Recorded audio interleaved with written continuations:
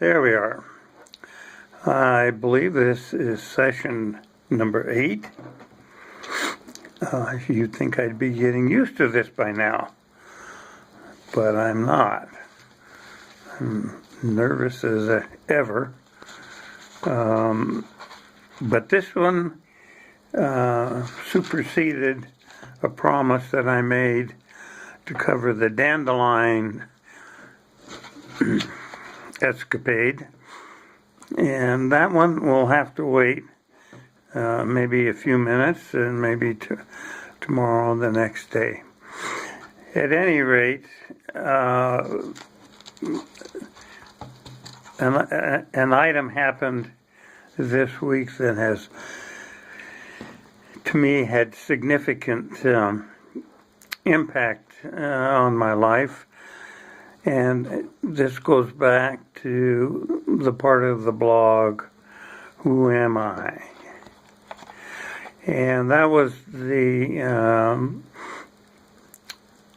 unfortunate passing away of Pete Seeger. Now, for the younger generation, he'll be completely unknown, and for my immediate children, he will be a name that they recognize and songs that they know. And the important thing with Pete Seeger is that he came alive, as did the renewal of folk music during the 50s. And that, of course, was the time that I entered college, 54 for the record. And I was, raised during the Depression. We were quarantined during my high school years, which would have been the 50s because of polio epidemics. So there was not a lot of travel. And I certainly was a very unsophisticated, actually very unknowledgeable student when I entered school. And of course I picked a school that was totally committed to the arts, and so I had numerous introductions to great thinking, great books, great music. Music is the topic tonight, although I could go into the classical in passing in case I don't get back to it. It was during those years that Van Cliburn won the Russian Tchaikovsky piano competition, and it was so profound that to this day it has an impact on me and my emotions and my thinking. But quickly, let's get back to Pete Seeger. Pete Seeger, as it turns out, came to the Reed campus while I was there. Now, as I explained, my background was such that I had very little knowledge of folk music. I would have to say I was illiterate. And as I look back, I realized that my hearing in my high school years was already declining, and I don't think I appreciated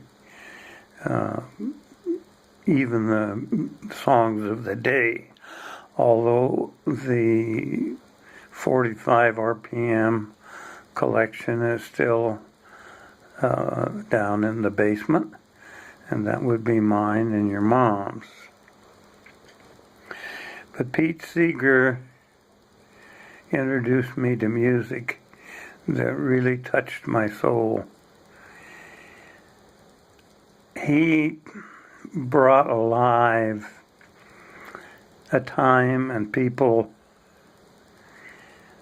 that I had maybe read about, but had no real, I guess, compassion or sympathy for. Yet he, in his very easygoing, simple way, brought it all alive, put meaning into it, and gave it a soul so that to this day it lasts. If I hear a recording of Where Have All the Flowers Gone, If I Had a Hammer, oh my, so many. It still brings tears to my eyes. This land is my land. I would, because these get longer, I don't like that. I don't know quite how to close, because Pete Seeger brought then into my life the Kingston Trio, the Clancy Brothers, Peter and Mary.